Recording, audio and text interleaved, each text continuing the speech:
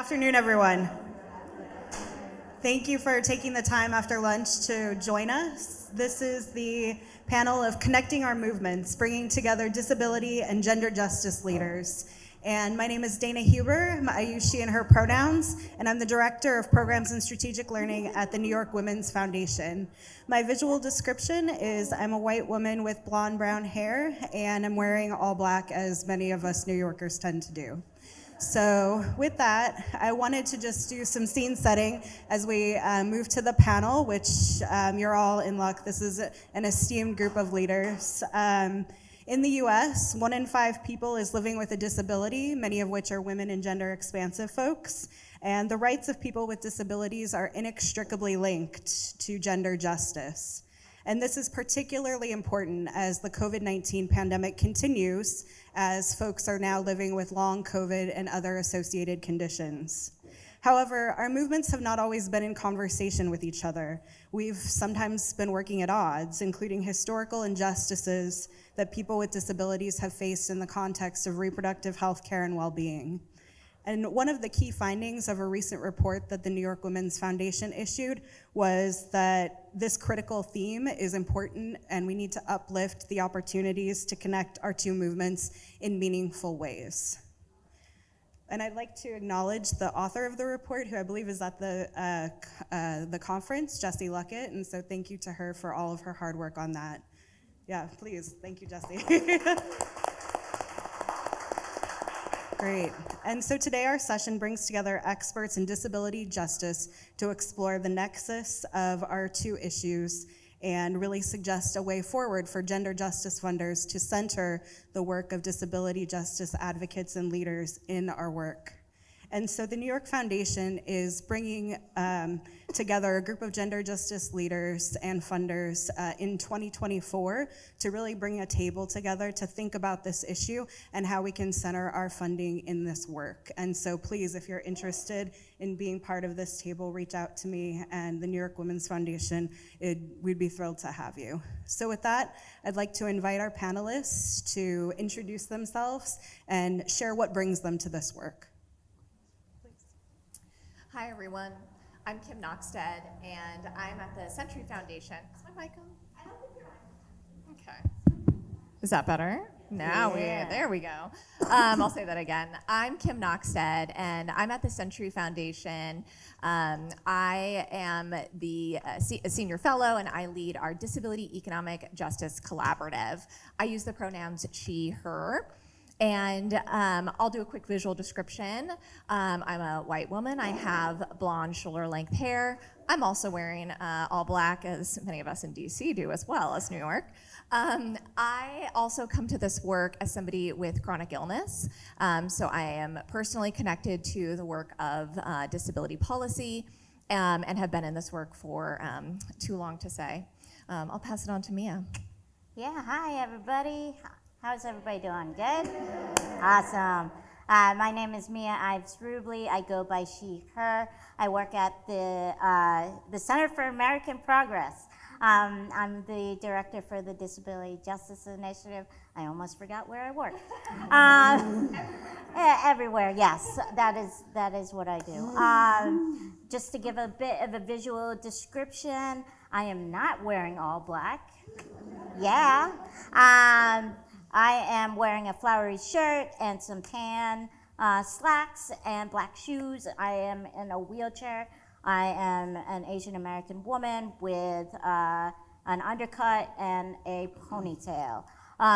In terms of how I got into this work, I was born with a disability, and so it came very clear while I was a very young child that it was very important to have an advocate in my corner.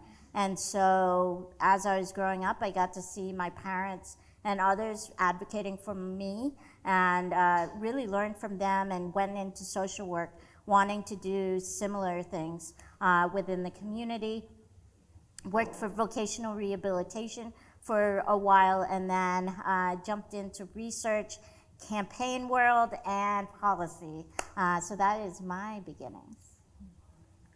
Hello, I'm Janie Mejias. I work for Women Enabled International, and I'm their U.S. organizer. I use she, her pronouns. To give a short visual description, I am keeping with the theme, wearing a black shirt with flowers on it. I'm wearing glasses and seated in my power wheelchair. My service dog, Haven, who is a lab golden mix, is laying down next to me. And I'll just add a little bit of context.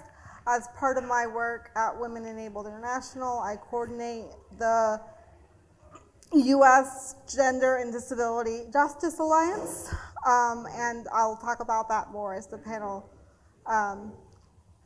proceeds. I also have a PhD in disability studies and have always been interested kind of in the intersections of disability along with the experience of disability as a whole. So I'll pass it to Dwi. Thank you. Hello everyone, good afternoon. I'm Dwi Ariyani. I work for Disability Rights Funds. Disability Rights Fund is an organization that supports disability movement around the world by resourcing organization of persons with disability to lead the movements. I work as their acting co-director at the moment and the regional head of program for Asia and Pacific. Nice to meet you all. Why or how I come to this work? Because I am also a woman and I'm a person with disability and I'm Muslim. That's my identity.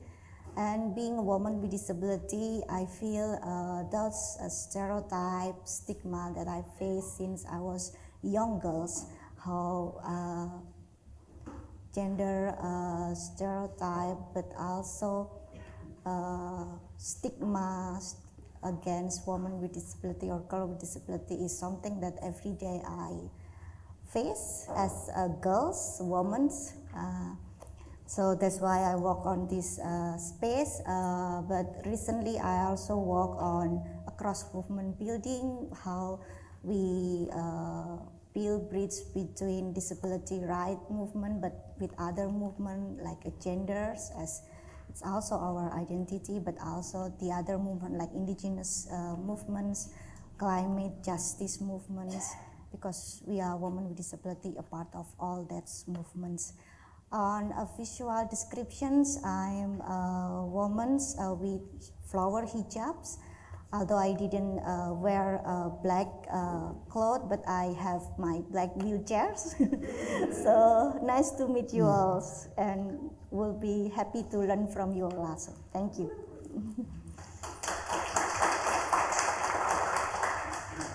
Great, thank you for introducing yourselves, and let's dive right into the conversation. I want to start by asking Janie a question, as today we're talking about both disability rights and disability justice. Can we further define these terms and talk about why that differentiation is important? Sure, yeah, it's a really important differentiation, and disability rights and disability justice often get used interchangeably, and they're two very different concepts. So disability rights was a movement founded primarily by white men who were primarily physically disabled wheelchair users. And disability justice is a response to disability rights, and that it paves the way for multi-marginalized people with disabilities to be at the forefront of the movement and who have been historically left out of the movement. And so within disability justice, multi-marginalized people, people of color, transgender people, etc., are leading the movement very intentionally and purposely from the beginning. So they're leading the projects and developing the projects from the beginning. It's not just including a person with a disability into your work. or including one or two people with disabilities into your work. Disability justice is about including multi-marginalized people with a variety of diverse backgrounds in all areas of their work, very intentionally and purposefully, and they're leading the conversation. Also, it's important to know that, historically, a rights-based framework has, only limited application. Rights aren't equally applied, nor do everyone have access to them. So disability justice is kind of a response to that, and also it's very intersectional in terms of disability as well. So it doesn't just include wheelchair users, it includes people with a wide range of disabilities. And so in that way, it's very important to keep in mind that when we use the term disability justice, those are the types of things that we're talking about. And when we use disability rights, we're more talking about the history of legislation and getting that passed.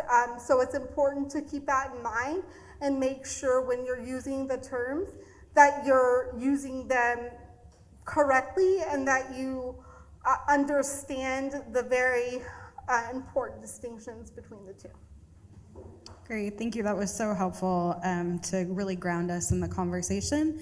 And the next question I'd like to ask Mia, if you would start. In the title of the talk, we mentioned bringing gender and disability justice together. Why haven't our movements been in dialogue? Oh man, where can I start? I think it's really important, as Janie stated, to understand the history of our movement, which actually began kind of with a very intersectional look around civil rights, and it was happening at the same time as the general civil rights movement was happening. So Black and brown people, women, were all fighting for their rights, right? This was in the early 50s, 60s, 70s. And this was sort of the second or third wave feminism.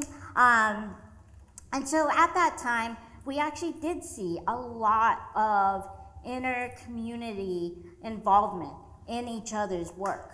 So you would see Black Panthers at the disability rights movement events. You would see disabled people at civil rights events. You'd see them at women's events, etc., because they understood the very importance of how to work together and the importance of building coalitions.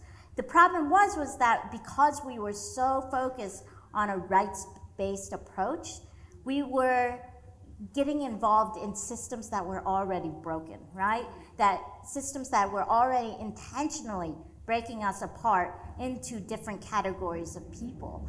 And so when that happened, we started to see, as Janie said, white men taking over a lot of the conversation around what it actually meant to fight for disability rights, right? And so what happened was that was the voice that was getting seen. If you look at the picture for the ADA, it is literally a picture of men signing a document, right? So I think what happened was that we started to get into a very single-minded, single-lane process or approach, and believing that, okay, if we can just get to the point where white men are in terms of our rights, not thinking about how all of these intersections weaved into each other, then we'll be fine, because white disabled men will be fine, right? So it meant that we started to ignore things like abortion access, the right to vote. We started to ignore things like incarceration, etc. And that had a real detrimental cause to the movement. And it meant that we started to get really, really siloed. And I think this has happened across a lot of the different civil rights movements. You look at the women's movement, you look at all of these other movements, and they've gotten very siloed. And so I think what disability justice advocates realized was that this was not the approach that we needed in order to gain freedom for all of us. Thank you for the history in this important conversation. I wonder, Kim, if we could ask you how disability justice and reproductive justice advocates can collaborate. Absolutely, and I want to, just to answer that, really build off what Mia said, and so, kind of looking backwards again to build off those silos. What's happened is then a lot of disability rights advocates and disability now justice advocates have actually been weaponized in the reproductive justice movement. And so disability has been used actually in kind of the opposite, that, oh, well, you can't actually have access to abortion. You can't have access to reproductive clinics and anything else, because then you're going to prevent people with disabilities from being born. And so disability has then been weaponized in this, rather than disability rights advocates, disability justice advocates, and again, I'm using those distinctly, and the reproductive justice movements actually coming together. And so that is really important and to really think about, because access to reproductive care goes so much broader for people with disabilities than just simply abortion. And most of us obviously know that, but it's really important to think about. It's for many people with disabilities, it's much more than, it's actually just basic access to care. Many of our clinics are not physically accessible. I think many of us up here can actually talk about how we've been gaslit by doctors about pain. As somebody who has endometriosis, it took nearly 30 years to get a diagnosis of endometriosis and then actually be treated. And then that is a condition that has actually caused me to miss work, to then now really deal with the repercussions of that, many surgeries, all of the things that then actually cause really physical conditions to my body that are sometimes worse than my other chronic illnesses. And so access to reproductive care goes way beyond what is often actually kind of at the forefront of our media and our news. So when our disability justice movements and our reproductive justice movements actually come together, we can have a much broader conversation about how do we talk about what access really means, and how do we actually combat the really detrimental and harmful attacks on simply access to care. Can I add one Please. more thing to that? I think that a lot of people don't realize disabled women need access to abortion. I think that is totally ignored. And, we actually probably need access even more. We actually see rape rates and sexual assault rates higher in disabled women, particularly disabled women with developmental disabilities. And then we also see Upwards of 60%, is that right? it depends. So developmental disabilities, it can be upwards to 90%. So it's pretty horrific. I think that another thing that you want to realize is that unlike what some folks would like you to believe, disabled people actually are on par with the general population in terms of support of abortion. So oftentimes what's publicized in the media is disabled people don't want abortion. And that's not true. It's actually on par, and actually disabled women are actually more supportive of abortion access than disabled men. So if you ever need any proof of that, go to Data for Progress. They already did a polling on it this year. Hopefully they'll do it next year. We're going to be pushing them to do it next year. But it's a realization that people like me need access to abortion. And so having men talk for me seems really, really despicable. Simply put. I think that that's really important for us to continue talking about. And as we've talked about through the entire conference, the implications of the Dobbs decision are particularly harmful. And wondering, Janie, if you can start us off by sharing how the Dobbs decision impacts women and gender expansive people with disabilities. Absolutely. So really, women and gender expansive people with disabilities are severely impacted negatively by the Dobbs decision. Interestingly, the states with the most restrictive abortion legislation are also the states with the highest proportion of people with disabilities and chronic illnesses, and they're also the states with the highest proportion of women of color. So these are the people that are being hurt by the decision. And particularly for people with disabilities with the capacity to become pregnant, it is very difficult for us to travel out of state for care if we were to need it. We have to worry about traveling with mobility devices that are oftentimes broken by airlines. We have to worry about coordinating personal assistance, which violates our rights to privacy with regards to seeking abortion care. So there are a lot of factors that compound the oppression for people with disabilities with the capacity to become pregnant with the Dobbs decision, and that's important to recognize. Also, I think it's important to highlight that, as Mia and Kim were stating, within the disability movement, at the core of our movement is bodily autonomy, choice and control over our own lives.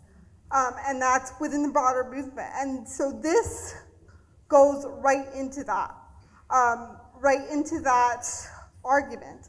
So it's really critical that we collaborate, that the feminist movement and disability movement join forces, collaborate, and talk about ways in which we can talk about disability and abortion without stigmatizing disability. Because it's important that we don't stigmatize disability in the discussion, because oftentimes, unfortunately, that's the case. But if we discuss and collaborate language that's not stigmatizing, there is a way to do it that is cohesive with both movements. So it's critical that we collaborate in that regard. Great, thank you. Yes, I hear snapping. Definitely affirm that. Wanted to say that we've talked a lot about the situation here in the United States, and wanted to turn to Dwi, who has perspective about Indonesia and the Asia region, and wondering what the status of women and gender expansive people with disabilities is in your communities. Thank you.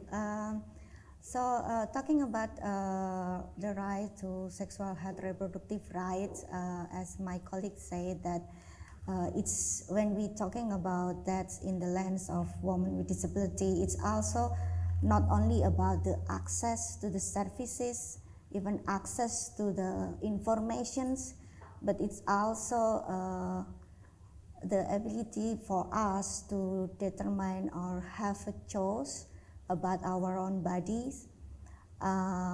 Most of colleague, my friend, there are person with psychosocial disability or women with mental health. They are under guardianship, and their legal capacity have been denied.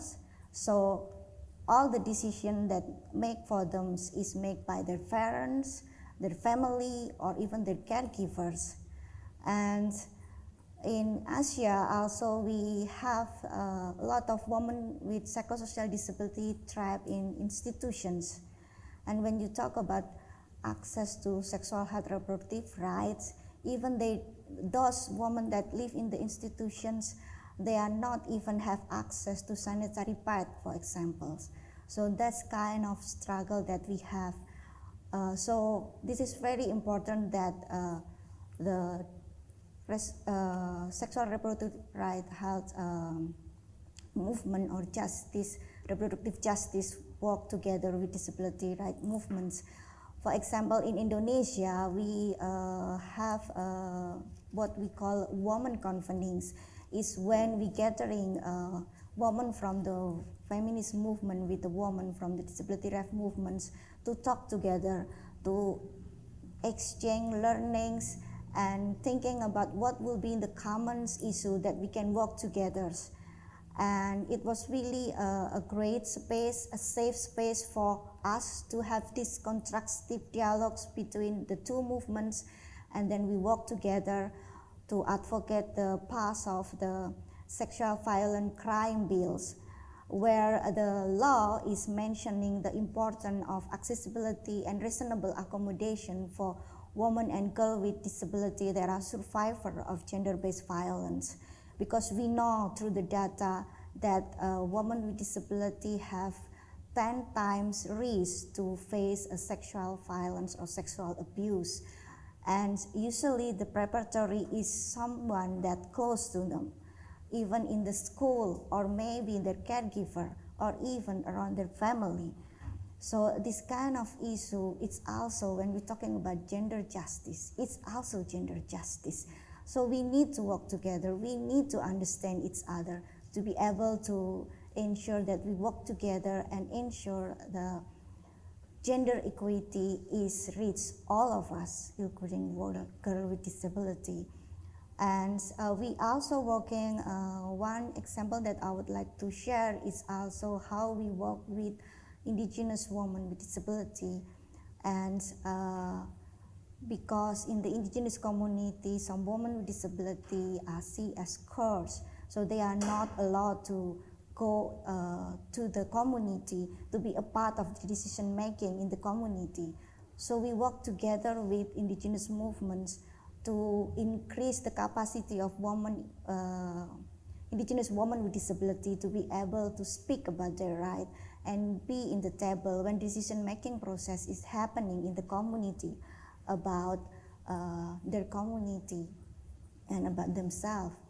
So I really want that this kind of things is also something that you all will thinking when you go back to your work and thinking about gender justice, thinking about reproductive justice, that you need us also and we need you all to speak about our issue, but we need also to work together.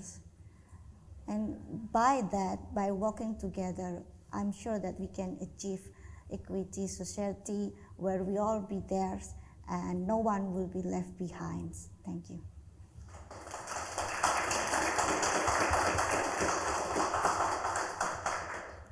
Thank you, Dwi, for that beautiful picture of collaboration. I'm really excited for that. I'm also wondering if we can switch to talking about what's giving you hope.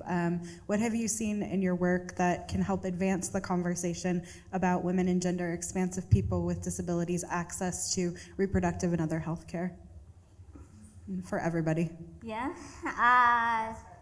sure, yeah. So at the Center for American Progress, even before I actually came on as director, the director before me, Rebecca Coakley, actually helped start working on a lot of the collaboration between the folks in the women's movements and in disability. We established the first sort of cross conversation, which happened actually up in New York. And we had a conversation about sort of, what were the difficulties between the two communities? What are the ways that we can bridge the gap? What are the issues that the disability community was facing when it came to gender justice issues? And so that really culminated in quite a few things, including a couple of reports that we did at CAP that really focused on disabled women and disabled Black women to look at health disparities, looked at sort of what things that we could do, and then we actually brought people back together again a couple years later to actually create a template of issues that we thought could really be worked on between the two communities. So we sort of prioritized specific issues, which included areas around abortion access, access to health care, also fighting against guardianship and forced sterilization. So it was a broad gamut of issues that we really looked at, and we've already gotten a couple of wins this year. HHS just released a 504 new plan, new policy on, that will address some of the inaccessibility at clinics, particularly clinics that are paid for by Medicaid and Medicare, which is where a lot of the most vulnerable people actually go get services. So it's a huge win, and our hope is to continue that. We actually created a coalition of individuals who wanted to work in the cross-section of disability and gender justice. If you are interested in getting involved, feel free to email me.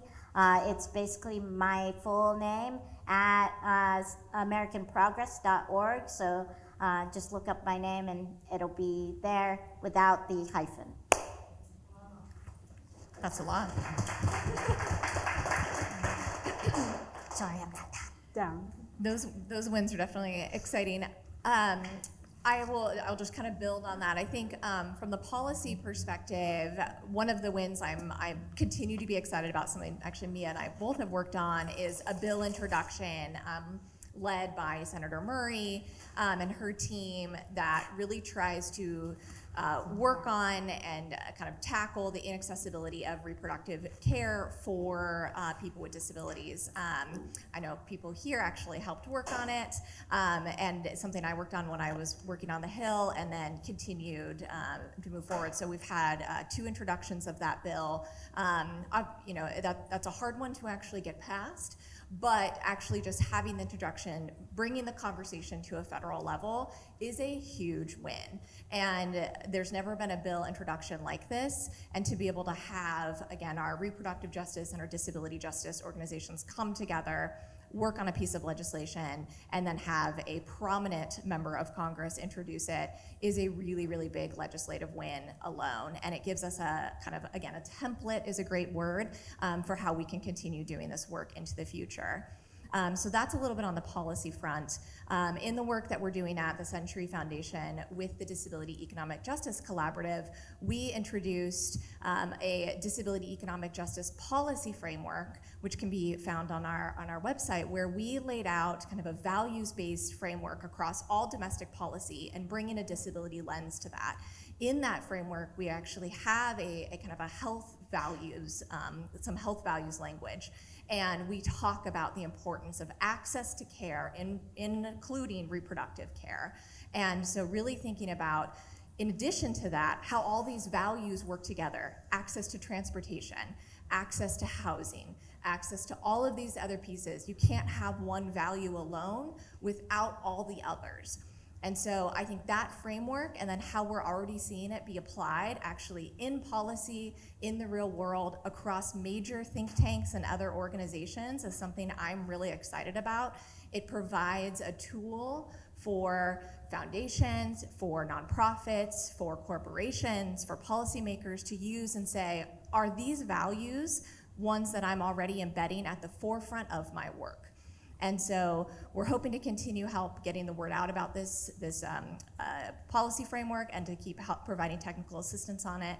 But the fact that we had all of our organizations in our collaborative come together and work on this is something I'm really excited about.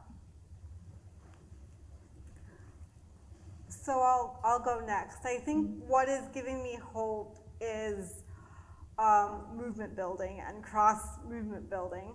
And there is several different initiatives that Women Enabled International, the organization I work for, is partaking on that front, that I think is really a great example of the types of things and successes that take place with collaboration and with embracing intersectionality. So first is the U.S. Gender and Disability Justice Alliance, which I coordinate on behalf of WEI, which is funded by the New York Women's Foundation, the PRB Foundation, and the Disability Inclusion Fund. It's a relatively new alliance, so we just launched in March of 2022, and it is a disability justice focused collective that convenes women and gender expansive people from across the US. We are very intersectional, so we don't just address ableism. We address racism, we address sexism, transphobia, etc. Because you can't just address ableism without addressing all those other factors. They are very, very interconnected, and so that's important to understand.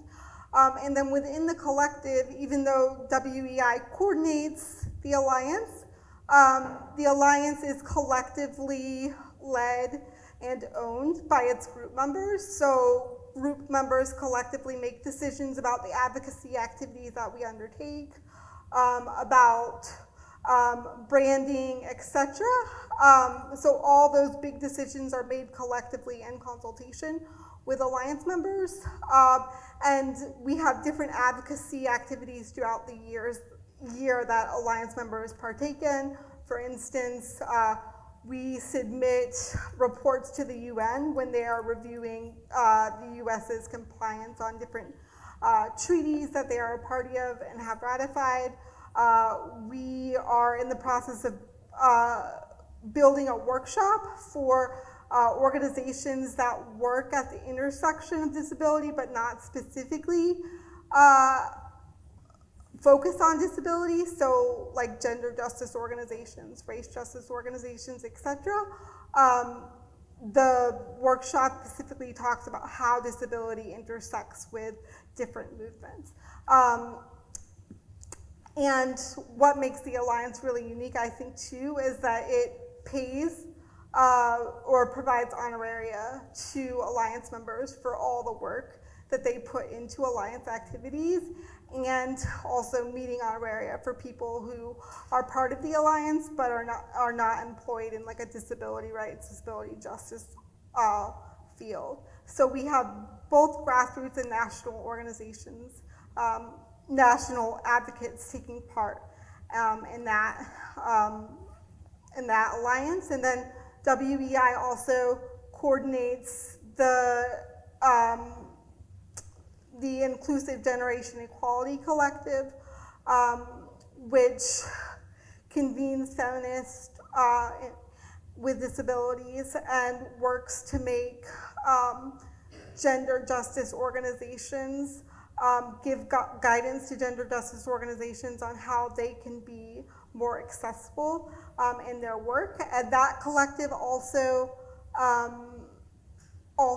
created a protocol for feminist organizations, which all organizations are welcome to sign on. It's not legally binding, but if you sign on to the protocol, you agree to make a good faith effort to provide accessibility measures at your events and at your meetings. And you can find that protocol by going to our website and looking at that protocol, and you can sign on to it. I think there's a good number of organizations that have already signed on to it, and that's a fairly new protocol as well. So that's a good example of collaboration as well and movement building. And then lastly, WEI has a Latin American collective, which convenes feminists with disabilities across Latin America. And that is, that's just getting underway as well. That's a fairly new project. So those kind of collaborations are what's giving me hope. And you know, being able to look at example like Dwi just gave of successful collaborations in which, you know, organizations of all sizes, large and small, join together to make their collective voice louder, and that's what's often needed to get big policy wins, and we've seen it happen. There's many, many examples in history, so we just need to continue doing that and be very diligent in our willingness to collaborate with one another. Okay. From my side, the hope is, yes, as I'm coming from a village, and before joining Disability Rights Fund, I was working at the grassroots organization of persons with disability, so I know how the struggle that grassroots organization to get resources to be able to advocate their rights, and speaking in the different space about gender justice in the lens of disability. So my organization also reach out those grassroots organizations so that they will able to be a part of more broader discussion about gender justice. So I think that's also something that I hope you are also thinking about, how to reach out those grassroots marginalized group within disability rights movement to be able to in the table and speak about and the right and voices the right. And I really have a big hope on that, as for women with disability came from village, now I'm here and I'm have meeting you all and learning from you all. So I feel like my other colleagues who have the same background will have the opportunity in the future to be here and to speak here in front of you and have a collaboration with all of you. So that's what I have a big hope in the futures. And in terms of the work in our organizations, we also providing technical assistance to organization of persons with disability that lead by women with disability, but also with trans organization of persons with disability, organization of persons with disability working at local, national, and global levels. We provide technical assistance to them to able to see how the interconnection between CEDAW and Convention on the Right of Persons with Disability, because when we're talking about the right of women with disability or disability justice, we should also see that lines, how we can use the CEDAW, the mechanism of the UN mechanism to advocate our rights. Because in the global south, not all of the country have disability act, and some of the country we are still struggle to have disability act and to ensure that our right is in the tables and be recognized by the government but also by the society. So that's what we do. And recent research also mentioned that funding that goes to support the movement of the disability rights movements, it's only 2% of it. So there is still a big gap, and Disability Rights Fund is one of the biggest funder for disability rights. So we don't want to be alone in this space, and we would like to ask you to join us and be with us to support this movement and cross-building movements together. Thank you.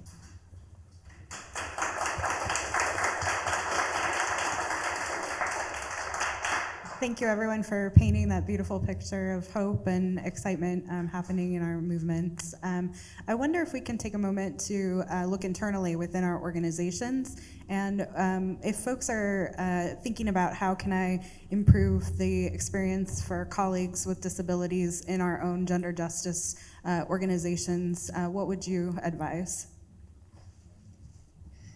Yeah, it's, I think one of the things is that working and to improve, and I like to use the term kind of DEIA. I know oftentimes we do DEI, but adding the A is so important. The reason I like to add the A is also when I was working in the White House, I ran the DEIA executive order. So the A is really important. But this is the work of everyone. It is not just the work of your disabled employees to really think about accessibility. And so I was just having a conversation earlier today about how it is so important for everyone in your organization to be thinking about creating an inclusive and accessible environment. And so everyone in your organization, and the organization I work in is a think tank, so it's not just a gender justice organization, but we do sort of all equity work. But our disability team is actually brand new to the organization. They've never worked on disability until we created our team in March 2022. So it's brand new. And so we're doing a lot of work with the help of our funders to really think about how do we bring a disability lens internally and externally. And again, it is the work of everyone on every single team to say, as we're doing work externally, we're thinking about how do we make everything accessible. And then internally, do we have accommodations forms? It's not the burden of the disabled person to say, I need this, I need this, I need this. It's really on the entire organization to say, how do we just provide all the things that are needed to make our work a more inclusive place. I know we all like to use the curb cut example. We need to start curb cutting all of our policies. We all use curb cuts every day out in the world, getting from the sidewalk to the street. That is, the curb cuts work for everyone.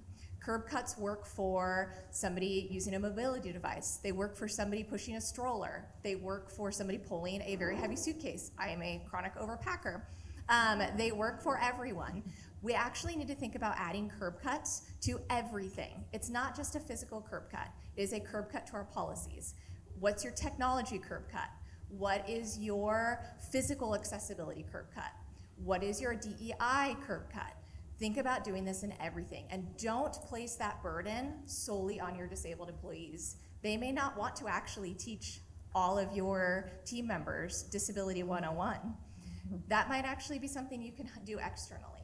And so actually really thinking about how can we do this work and make our workplace accessible for everyone, because I also guarantee there are more disabled employees in your workplace than you even know. And so it wasn't actually only until my two most recent jobs that I told people that I had chronic illnesses. I personally can mask, and so I've masked for many years. And so not everyone has that luxury, but it is scary to actually come out to your employer. And so there are probably a lot more people in your workplace that are disabled than you even know. And so the more inclusive you can make your workplace, then the more you can actually do this work externally as well. All right, I'm gonna do a little exercise. How many of you out here, other than knowing us now, how many of you know somebody with a disability? Oh, that's a high percentage. Yeah, there we go. Well, everybody should actually have their hand up. We almost had it. So disability crosses so many expansive experiences.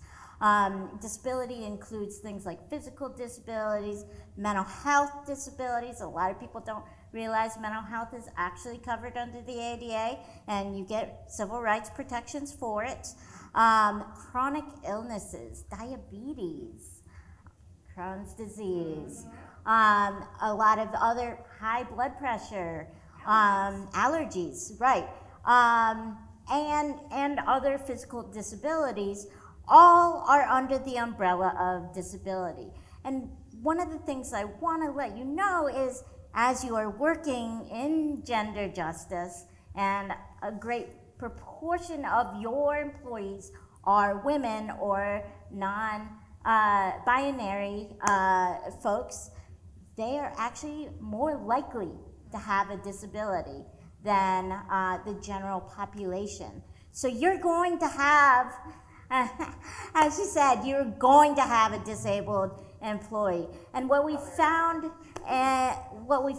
is that, one, disability is actually increasing in the United States because of the pandemic and because of the aging population. All those baby boomers are getting older. And so we actually looked at the CDC and the DOL data, and it shows that 2.7 million more adults, and that's just adults, have newly acquired disability, which is more than any in the past 10 years.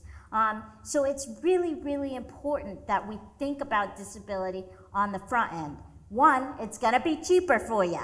All of you who are concerned about money, it is much cheaper to think on it on the front end than on the back end. It's going to be cheaper to get a facility that is accessible than it is to rent another ramp, right? It's going to be more, it's going to be cheaper for you to do specific things beforehand than on the back end. So it's very, very important to think of these things as you're going about and not putting it or tagging it on the very end. So just some important things to think about while you're doing it. But not only is accessibility important, inclusion is important. So disabled people don't just need to be included at your events. They need to be a part of your organization. They need to be a part of your volunteers. They need to be a part of your leadership, your board, all of that, in order to make sure that you are actually fully inclusive. I think it's extremely important to have a disability lens within your org, just because it impacts so many people, particularly in the work that you're doing. Yeah, I would definitely agree with everything that's been said so far. I would also add, it's really important to make sure that your whole entire staff undergo training about disability and disability justice in particular, and that these trainings are being led and created by people with disabilities who represent the diverse groups talked about in the training. That is, like, if you remember one thing from this session, please remember that. Okay, don't hire some consulting firm that's gonna put a fancy presentation together and then get somebody up there that doesn't identify with a disability or from the population that they're speaking about. Hire people that identify from the population that they are speaking about. And so that is incredibly important.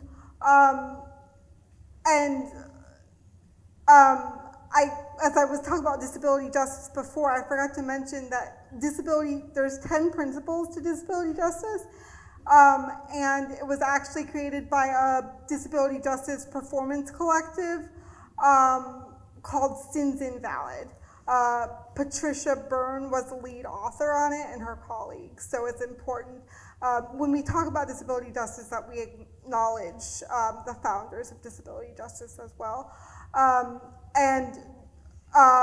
Just lean on intersectionality. Remember that intersectionality is so important that we are able to claim our whole selves, not just one part of our identity, that we are able to claim our whole selves, that every aspect of our identity is acknowledged and that we're able to have pride in that. And that is what is so unique about disability justice, because it doesn't relegate us just to disabled people. We're able to claim our whole selves.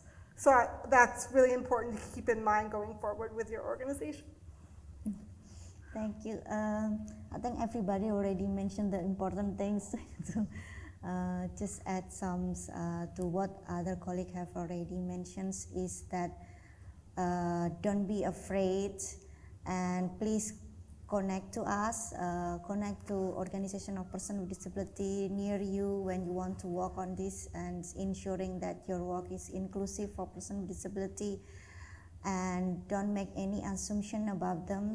Let them speak about what they want, what they need, and bring them to the tables. And every time you have these kind of forums, this kind of dialogues and other issue, whatever the issue is, take a look around you and see if you have representative of person with disability from the diverse disability, including those who are invisible disability, have been invited and in the table with you to discuss the issue that you want to discuss. Thank you. Great, thank you. And in our last few minutes, I'd like to ask each of our panelists what their call to action to gender justice funders is as they move to center disability justice within their work. I'll go quick here. I think it's simple. It's include disability at the front. So in every grant making, disability should be included. And every single grant you make, every single thing you do internally, disability should be included. And that may be in proposal, in questions, in your board, and everything we just talked about. Add a disability lens. That's my call to action to you, is add a disability lens to everything you do. Every issue is a disability issue. And so I challenge you to try to do that in all of your work. Yeah, I would just add that to remember that there are folks at different intersections other than just white-led feminist groups around disability. I think it's really, really essential that we think about the intersection of race, disability, and gender. That is where we see a lot of tragedies happening, particularly around access to abortion, forced sterilization, and guardianship, which are like the top 3 issues that really stigmatize particularly disabled Black and brown women and non-conforming. And so I think it's really important to make sure that you're getting a wide range of organizations and not just the easy ones that you can pass the buck on to. I think one of the great things about the New York Women's Foundation is that they were very, very specific in sort of the work that they wanted to see, particularly from us, around disabled Black and brown women. And that was a really important set of articles and reports that we were able to do.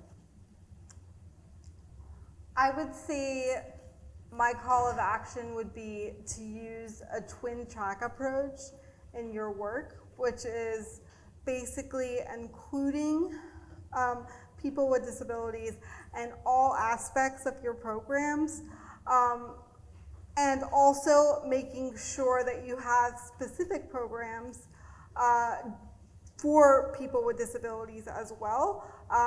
We've seen time and time again that this approach is really effective in making sure that the needs of people with disabilities are met. And also, I know we're talking to funders, so also I would say to make sure that your grant applications processes and review processes are accessible, and that you are flexible with the methods of how that review is filled out, how your applications are filled out, and that you have a conversation with all your grantees about including disability in their programming. From me, my call action will be ensure like our organization practice a grant making participatory approach, which is person with disability is the center of our decision making process. We have them in our staff, in our board, but also in the grantee committee that decided the grants. So full participation in the decision making is important. So I would like you to thinking about that full participation of person with disability is important in our works, and that like what other colleagues say, that disability issue is a part of other issue. So ensure that you have us in your works. Thank you. Great, thank you. And my call to action, as I mentioned at the beginning of the conversation, the New York Women's Foundation is putting together a table of gender justice funders who are thinking about this issue and want to share experiences and lessons learned with each other. And so if you're interested, please reach out to me, dhuber@nywf.org. So I look forward to hearing from many of you as we learn together and continue this journey. And if you'd please join me in thanking our panelists for a really interesting talk.